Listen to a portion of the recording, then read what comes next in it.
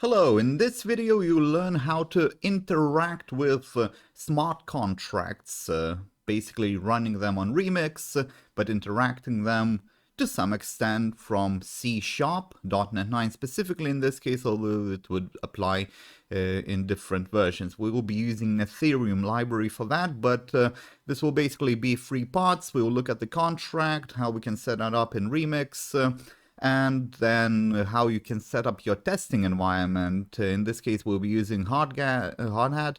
In other cases, you might use some other tools. Ganache used to be quite good. Unfortunately, it's kind of out of support, but this should be relatively easy to use. There are parts in this video, so you can skip to the part you want.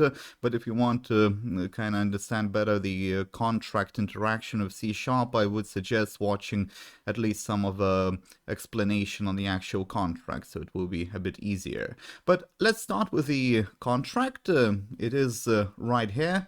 It's a simple code essentially, right? If you know anything about contracts, it's just a piece of code that is kind of hosted there on the blockchain, and then you interact with it, the functions. You can send money, you can save some data, you can do all kinds of things. In this case, the example is a sort of basic simplified escrow.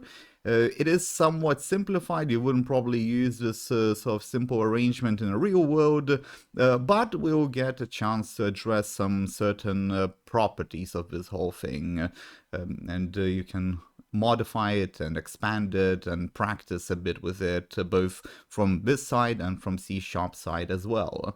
And of course, you could be interacting with it with any other language, but certainly with C# you can do that. So the idea is kind of simple. We have a receiver, we have someone that creates a contract, the arbiter in this case, but also they fund it and they release the funds to beneficiary. So one wallet essentially funds it, then releases it, or returns the funds back to itself. Now, in general, there would be probably another party that make it a bit more complicated, so the arbiter wouldn't be the one funding it, but for simplicity purposes it is like that in this case. And as you can see, all those properties are declared. The depositor, so in this case that's going to be the arbiter. We want the arbiter to be a depositor as well. And we have the beneficiary, that's the wallet that will receive the whole thing, the address rather, that will receive, and the arbiter will be the same essentially. So we declare all those values in the constructor, very similar, in some ways at least, code that you would have in C#. So when you publish, or rather deploy the contract, these two things will be needed, right? That is why we make them required. And then on the left side right here, you see in order to deploy, which is clicking the transact button, you need to provide the arbiter, the address for the arbiter, and the address for the beneficiary. Then those are just sitting there, assigned to those values, and that's it. We can leave them alone. We also check, obviously, that it is required, and if it's not, we are not able to deploy it. Again, so far, relatively straightforward thing. Now, let's get to the actual functions that we will be using. So the funding essentially happens now on deployment. We fund, we deploy, that's it. You could of course do it separately, but in this case, for simplicity purposes, we do it like that. What we do with functions is we actually release the funds, or we return funds to the one that funded the whole thing. So releasing funds is right here. We have function external meaning that it will be accessible, right? And then we have a requirement. So require is basically any sort of logical, any bit of logic that will need to be satisfied in order for it to be to go through, right? To pass this test. And if it's not, so if the sender, right, if the sender of the funds is not the arbiter, then we can't release it. because we do it that way. So we just check for that, and then this function in C#, once we call it, it will return an error if the sender is not the same as the arbiter address. So we're just playing around with addresses. It will also return an error if the balance, if the funded balance is more than 0. So, or rather, it will not go through if it is 0. So we check for true. If it's true, it goes through. If it's not true, then you get the error message, right? So it may be a bit confusing, but should be relatively straightforward as well. Other than that, we have right here, we have a little payable arrangement, and payable will be actually releasing those funds. So we emit, funds released, beneficiary, and balance. Release it right there. So that will release the funds. So you call this function if the wallet that you use in C# has the address, the sender address that would be, matching the arbiter, then it goes through, and if the balance is there, then we use a payable, then we call value balance, and if it's a success, then we release the funds. Funds are released, rather. So that's it in terms of that. And if it's not, then we, right here, we use payable, but in this case, we use depositor, so we just return the funds to the depositor. So we just change essentially address to which we kind of release the funds. They're already associated with a smart contract, but we either release it to the beneficiary, or we return the funds, so we release them realistically, right? The same release to the depositor, to the original depositor. That's all that there is to it. But basically, we have two functions here which we can interact with in C#. Now, to get a bit of access to it, you'll need to find some bits and pieces in the actual contract. But first, you'll need to compile it and then deploy it. We'll get to the deploy part later, but for compilation, we are using certain versions of Hardhat, and they use certain versions of EVM. One thing to make sure, you have a Solidity version, so those need to match with the compiler. That's always a good idea. But then you also need to match the language and EVM version. In this case, you can use Cancun, but of course, a year later it might be different, might be something different with your arrangement with Hardhat or whatever else or local network you are using. So that's something important to remember. If it doesn't work, one thing you can certainly look at is this EVM version or the compiler version. So you see, now compiler might fail here, but it also might fail once you try and deploy it. But now let's take a look at how you can create that Hardhat arrangement, launch it locally, and how you can get all the codes. For the Hardhat, we have this little simplified tutorial on how you can actually set up. This is on Windows. It works well. Now, it may seem complicated, you're not downloading some simple console application, but it is actually quite a bit easier. You don't need to mess with the whole system, you don't need to set paths or anything like that. What you really do is just download that project in Visual Studio Code, and you can just kind of use it, and that's it.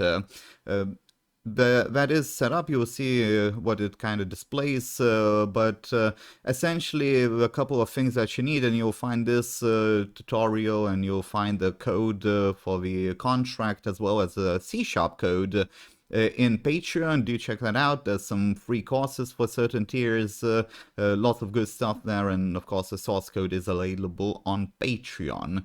But getting back to this, we need Node.js and npm installed. After that, it's a good idea to get this subsystem for Linux. Should be a lot better. You can try it without, you can try it with, but usually if you're using something like images, containers, that sort of stuff, you might already have it installed.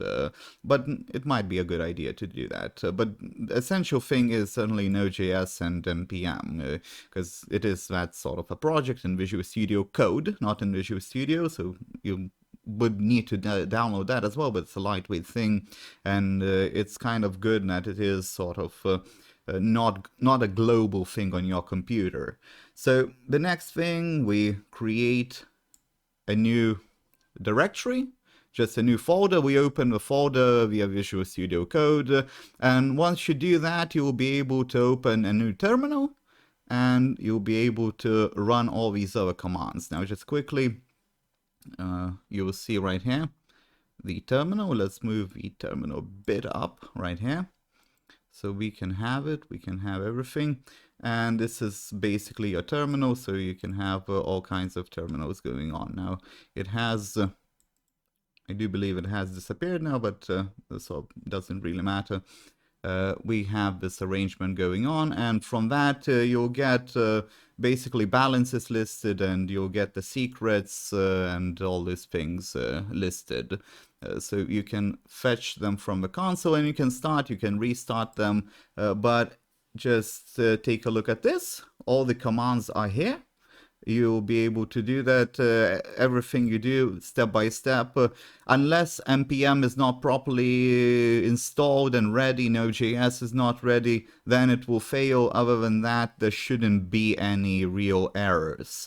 So you install that project in that directory essentially. Then you create the actual project, or you install the dependencies essentially, and then you create the project, which is relatively easy to do. You just do that. The interesting thing here, you will need to select between JavaScript and TypeScript, and there's a couple other options you might need to select from. Recommendation would be to get the TypeScript, but JavaScript should work as well. So whichever you want, really. You're not going to be interacting with your actual project, you're just going to be running it and getting a few things from that console output, a PowerShell console specifically. And then you just start the node, and that will be running on this specific RPC server, or rather port. So you'll need to copy this, choose that in Remix, and you'll be good to go. It will also, again, put out in the console all the addresses with their secrets, so you'll be able to have something to test. Although, if we get back to the remix now, you can also see all those accounts, or rather addresses in here. You can see we're changing the balance. The only problem is you won't have secrets from here, so you do need to pull the secrets from the actual console in that whole hard hat arrangement. But you can certainly find all that here. So now let's start publishing this whole thing, deploying the contract, and then we'll get to the C# part. So here in Remix, you can see it's kind of already set up for everything to go through. We have the account, which will be used for deploy. So it will also fund the contract with 1 Ether. We have the contract which was compiled. If you compile a few of them, you can choose and whichever one you're using. And then we have those deploy options. So the arbiter will be 2266 right here, so the same as the account, because remember we want the one that pays in essentially to be the arbiter, otherwise we have that requirement where it won't work.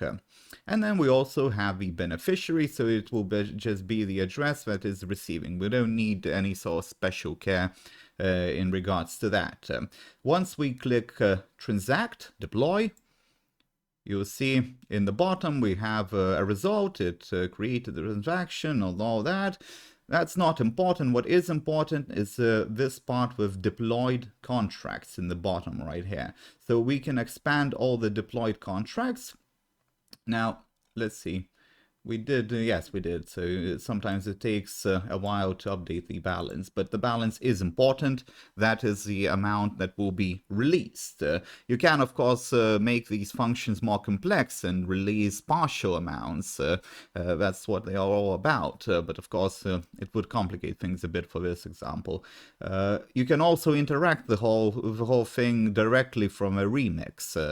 So if you're just testing the actual contract itself, might be a good idea to test it via remix and then deploy another one and test the whole thing via C# once you know that the contract itself is functioning, because getting any kind of a decent debugging arrangement from C# directly or from any other language will be rather tricky. This is somewhat easier. So we have all these arrangements, but the important thing is being able to copy the address to the contract, because we need some way to identify that specific contract, right? So we will copy the address, and at this point we can jump to C#, to Visual Studio, and we can take a look at some of these things. Let's do this. I will remove this comment because we are not using Ganache. We are using a hard hat in this case. But everything starts from here, from a little setup. We do need the RPC URL, just like you need with any even basic interaction, getting balances, transferring Ether without smart contracts.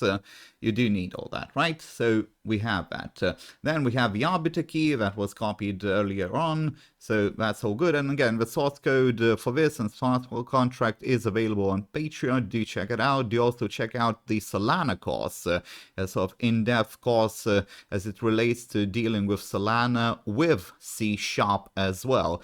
Very interesting thing, and something quite interesting to compare if you're getting into both crypto arrangements, blockchain arrangements. Now, the important thing, of course, is the contract address, which we just copied, so I can paste that now. And so we have the arbiter's key and we have the contract address. Everything else is already in the contract. It's already deployed, so it's all ready to be done. We don't need to know the address of the receiver. That does not matter. It's already been stated in the contract when we deployed it, so we won't need to see that even. The other important thing is this contract ABI. That is something that you need to find and copy. So it basically gives a sort of overview for this program in terms of what is in the actual contract and what is available, what kind of interactions are available. This is based and generated when you compile the actual contract. And you can find this thing in this very, very tiny place right at the bottom.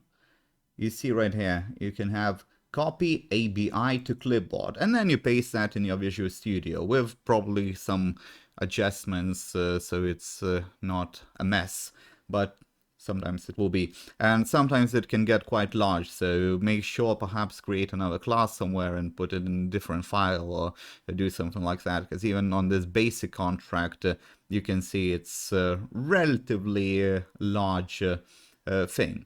Let's get back to Visual Studio.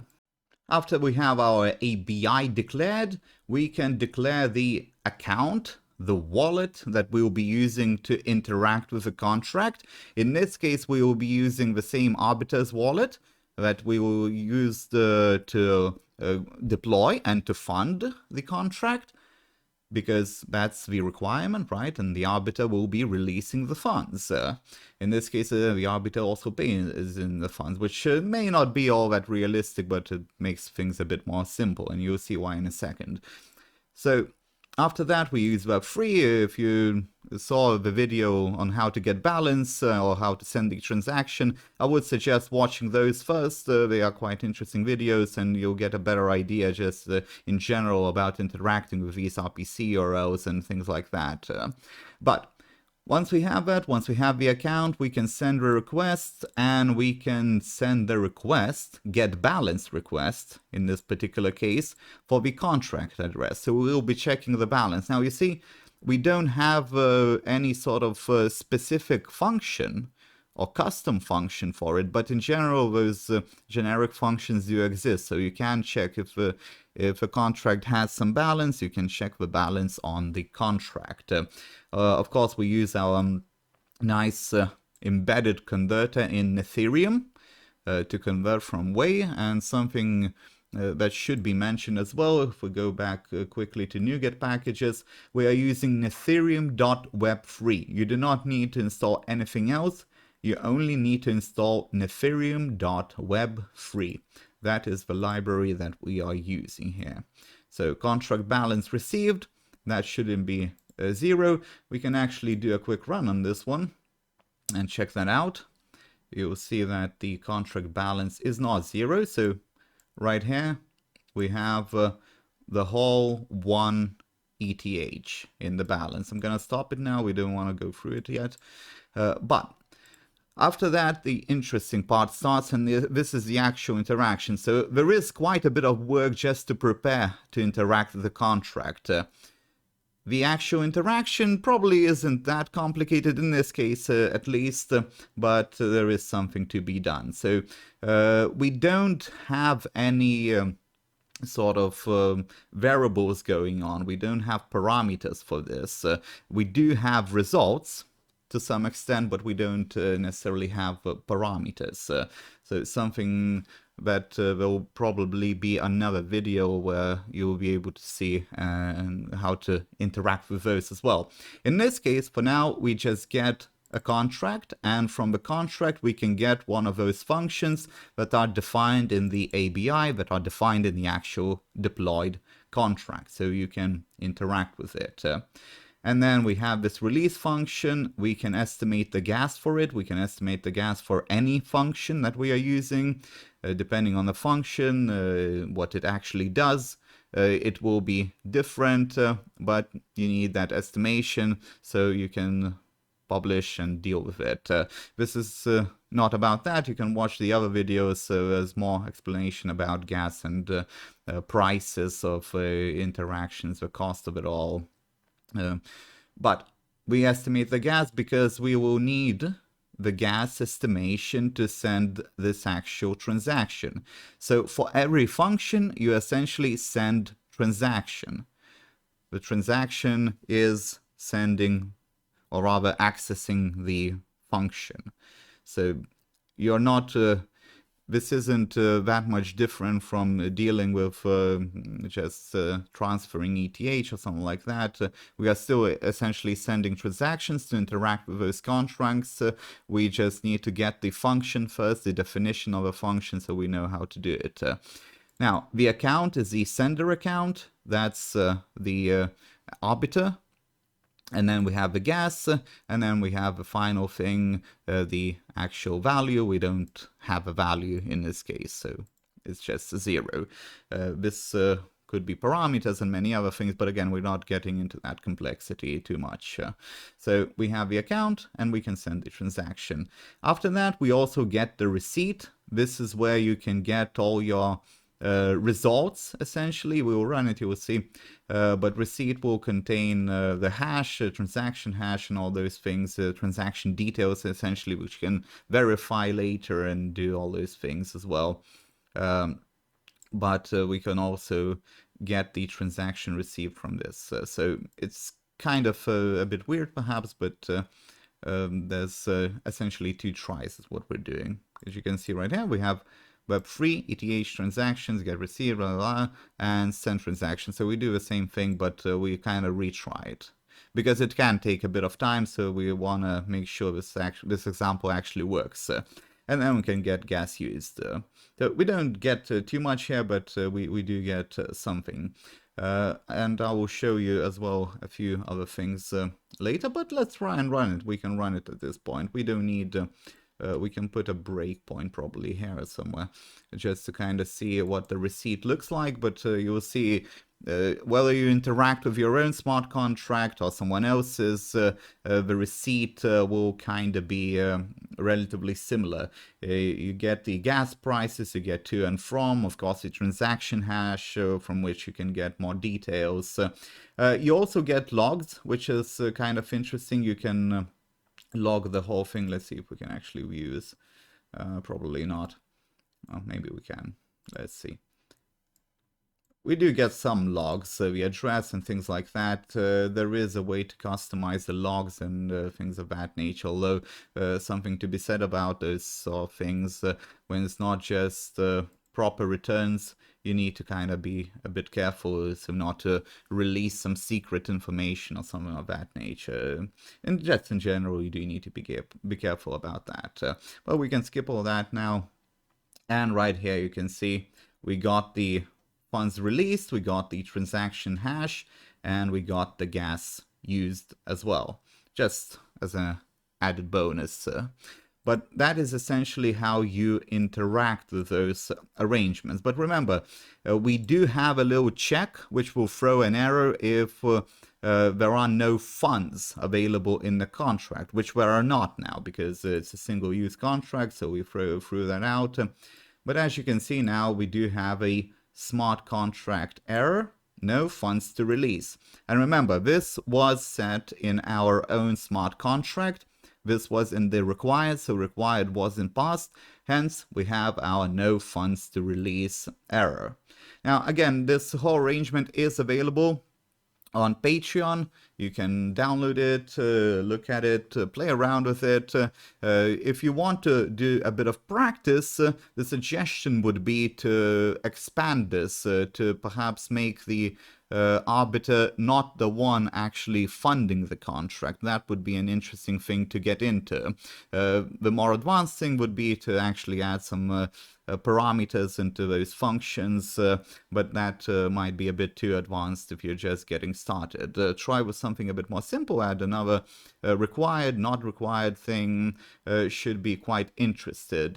And do check out the Solana course, something very interesting to compare. They do use sort of the same approach, although here it's called smart contracts, there it's called programs. Programs use completely different kind of syntax and language, but in general the idea is similar in a way that you still deploy something to the chain and then you access it through some program. In both of these cases it would be a C# program, although it could be anything else.